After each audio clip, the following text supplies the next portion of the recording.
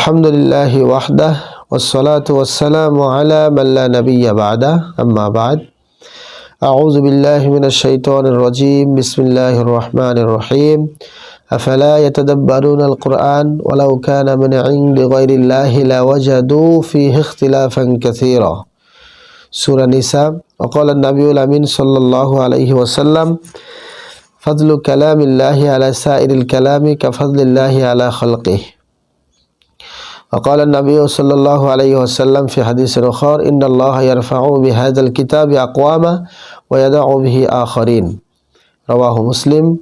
প্রশংসা আল্লাহ তাআলার জন্য, শান্তি অবতীর্ণ হোক আল্লাহ রাসূলের প্রতি সাল্লাল্লাহু আলাইহি ওয়াসাল্লাম। আজকে আমি যে বিষয়ে একটু আলোচনা করতে ইচ্ছা পোষণ করেছি, বিষয়টি হলো কোরআনের সাথে আমাদের সম্পর্ক যেমন হবে। আজকে আমরা কোরআনকে রেখে দেই যত্ন করে আলমারিতে তাকে, কিন্তু এটাই কি আমাদের আসল সম্পর্ক? কোরআনের সঙ্গে আমাদের সম্পর্ক যত মজবুত হবে আমরাও তত শক্তিশালী হব, ভালো মানুষ হব। তখন আল্লাহ তাআলার সঙ্গে আমাদের সম্পর্কও হবে সুমধুর, আল্লাহর রঙে রঙিন হবে আমাদের পুরো জীবন। কিন্তু দুঃখের বিষয় হলো কোরআনের সঙ্গে আমাদের সম্পর্ক এখন নেই বললেই চলে। দিনের পর দিন যায়, মাসের পরে মাস যায়, অথচ কোরআন পড়ার সময় হয় না আমাদের। আসলে আমরা কোরআনের মূল্যই বুঝি না, এটাই হচ্ছে আসল কথা। অথচ আল্লাহ রাসূল সাল্লাল্লাহু আলাইহি ওয়াসাল্লাম অত্যন্ত গুরুত্ব দিয়ে কোরআনের মর্যাদা আমাদের সামনে তুলে ধরেছেন। যদি আমি আপনাদের সামনে দুই একটি হাদিস খেয়াল করি, সুনানে তিরমিজির 2926 নম্বর হাদিসটাতে আল্লাহ নবী বলেছেন, ফাদলু কালামিল্লাহি আলা সাইরিল কালাম কাফাদলিল্লাহি আলা খালকিহি। সৃষ্টিকুলের ওপর আল্লাহর শ্রেষ্ঠত্ব যেমন, সকল কথার উপরে আল্লাহর বাণীর শ্রেষ্ঠত্ব তেমন। সুবহানাল্লাহ। আপনি যত কথাই বলেন, সর্বোত্তম কথা হলো আল্লাহর কালামের কথা। এই জন্য বিশ্বনবী সাল্লাল্লাহু আলাইহি ওয়াসাল্লাম অন্য হাদিসেও বলেছেন যে ইন্নাল্লাহা ইয়ারফাউ বিহাযাল কিতাব আকওয়ামা ওয়া ইয়াদাউ বিহি আখারিন। সহিহ আল মুসলিমের 996 নম্বর হাদিস, বিশ্বনবী বলেছেন যে আল্লাহ এই কিতাবের ভিত্তিতে কিছু লোকের উত্থান ঘটাবেন আর এরই ভিত্তিতে অন্যদের পতনও ঘটাবেন। নবী সাল্লাল্লাহু আলাইহি ওয়াসাল্লাম আরও বলেছেন, ইউকালু লিসাহিবিল কুরআন ইকরাউ ওয়ারতাকি ওয়ারাত্তিল কামা কুনতা তুরাত্তিলু ফিদ দুনিয়া ফাইন্না মানজিলাকা ইনদা আখিরি আয়াতিন তাকরাউহা। সুবহানাল্লাহ। কোরআনের সঙ্গ দেওয়া ব্যক্তিকে বলা হবে যে পড়ো আর উপরে ওঠো। দুনিয়ায় তুমি যেভাবে ধীরস্থিরভাবে তেলাওয়াত করতে সেভাবে তেলাওয়াত করো।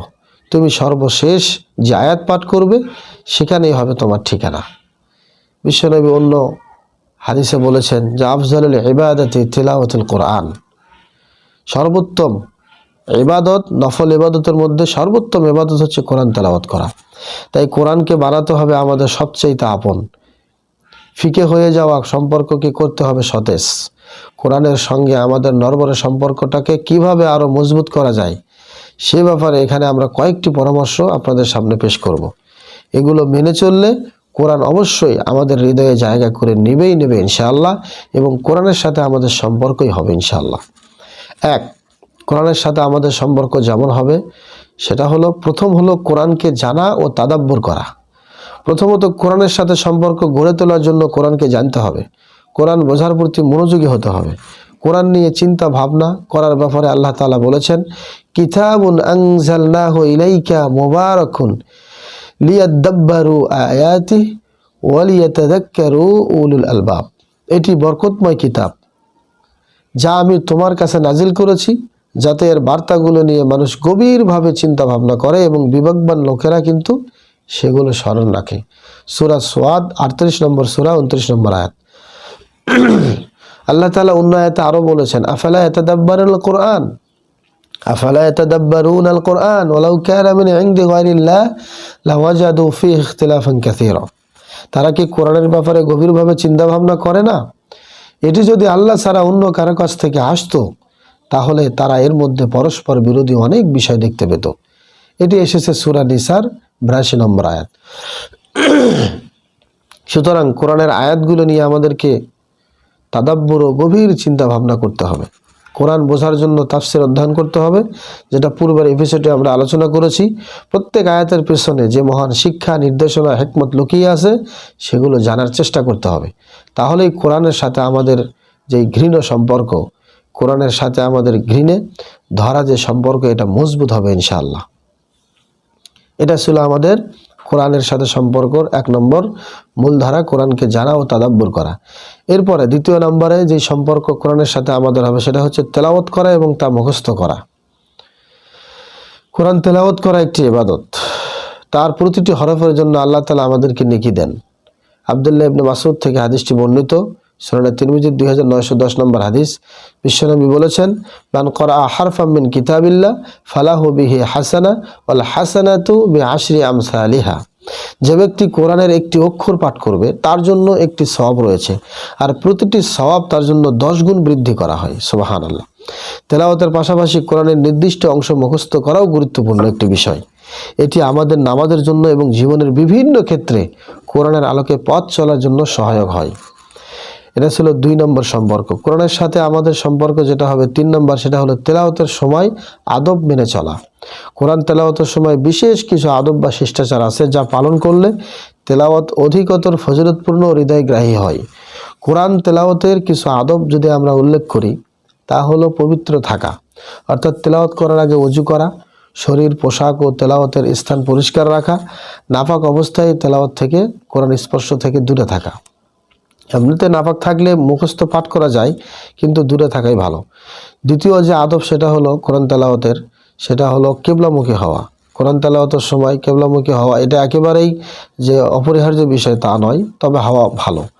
আল্লাহর কাছে আশ্রয় চাওয়া, এটা কিন্তু আদবের কথা বলছি, এগুলো একদম ফরজ বা সুন্নাহ কিছু নয়।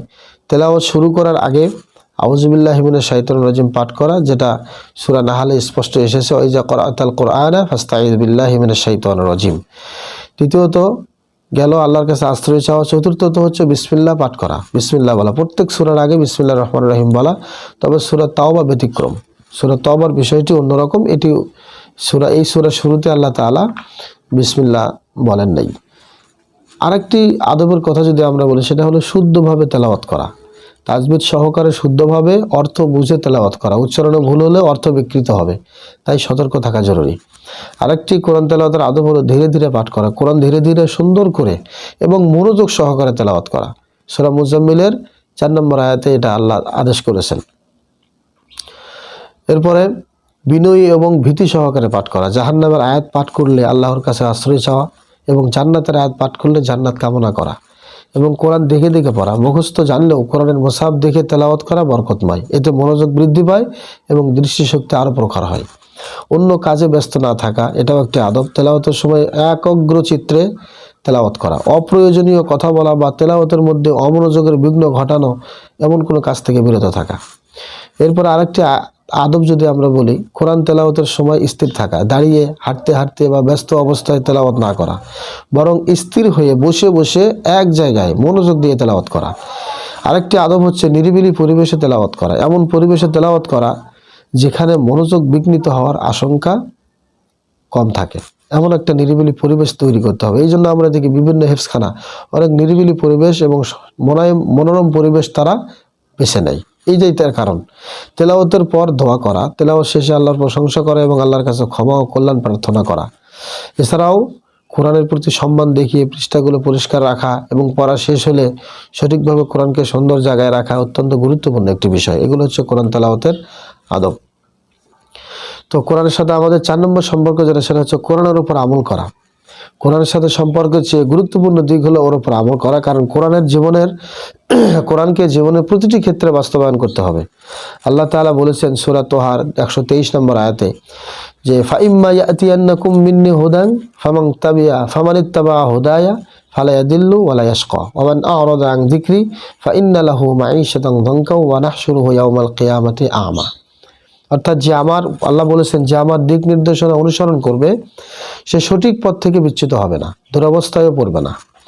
আর যে আমার স্মরণ থেকে মুখ ফিরিয়ে নিবে তার জীবন হবে সংকীর্ণ, আর কিয়ামতের দিন তাকে ওঠানো হবে অন্ধ করে। তো কোরআন আমাদের জীবনের প্রতিটি ক্ষেত্রে পরিপূর্ণ দিক নির্দেশনা দিয়েছে। আমরা যদি সেগুলো অনুযায়ী আমাদের আচার আচরণ, লেনদেন, ইবাদত, বন্দেগী এবং সামাজিক দায়িত্বগুলো পালন করি, তবেই কোরআনের সঙ্গে আমাদের সম্পর্ক দৃঢ় হবে এবং আল্লাহর সন্তুষ্টি অর্জিত হবে ইনশাআল্লাহ। এটা হলো কোরআনের সাথে আমাদের সম্পর্কে চতুর্থ ধাপ। কোরআনের সাথে আমাদের সম্পর্ক যেমন হবে সেটা হলো 5 নম্বর, কোরআনের শিক্ষা প্রচার করা। কোরআনের সাথে আমাদের সম্পর্কের আরেকটি গুরুত্বপূর্ণ এটি যে শিক্ষাকে অন্যের মাঝে ছড়িয়ে দেওয়া। দাওয়া একটি মহান কাজ যেটা নবীরাও করে গিয়েছেন। এই জন্য নবী সাল্লাল্লাহু আলাইহি ওয়াসাল্লাম বলেছেন সহিহ বুখারীর 5027 নম্বর হাদিস, খায়রুকুম মান তাআল্লামাল কুরআন ওয়া আল্লামা। তোমাদের মধ্যে সর্বোত্তম ব্যক্তি সেই যে নিজে কোরআন শেখে এবং অন্যকে শেখায়। তাই আমরা নিজেরা কোরআন শেখার পাশাপাশি আমাদের পরিবার, সন্তান এবং সমাজকে কোরআন শেখার প্রতি আহ্বান করব।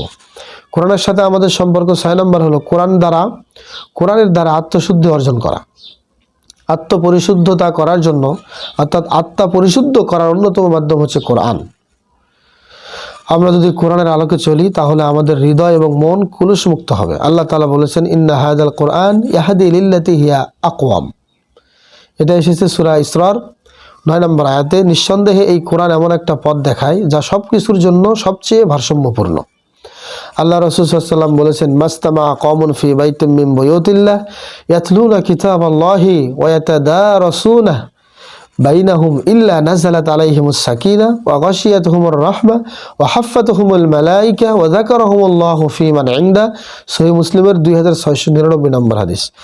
আল্লাহ রাসূল বলেছেন যখন কোনো সম্প্রদায় আল্লাহর কোনো ঘরে সমবেত হয়ে আল্লাহর কিতাব তেলাওয়াত করে, ইয়াতলুনা কিতাবাল্লাহি ওয়া ইয়াতাদারাসুনাহু বাইনাহুম, এবং পরস্পরে তা অধ্যয়ন করে, তখন তাদের উপর প্রশান্তি নাজিল হয়, রহমত তাদেরকে আবৃত করে নেয়, ফেরেশতারা তাদেরকে পরিবেষ্টন করে রাখে এবং আল্লাহ তাআলার নিকটবর্তী ফেরেশতাদের মাঝে তাদের আলোচনা করেন। সুবহানাল্লাহ।